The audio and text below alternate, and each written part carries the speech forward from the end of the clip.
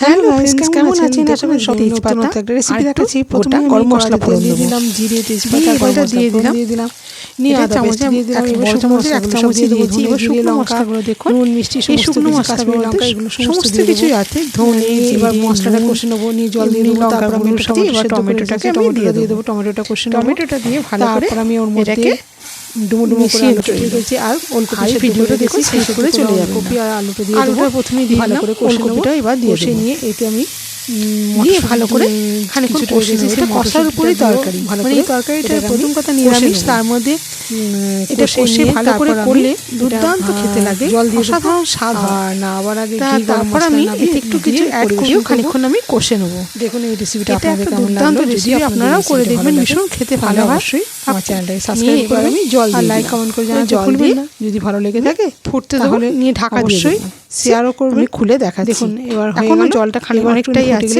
এটাকে আমি শুকিয়ে নেব।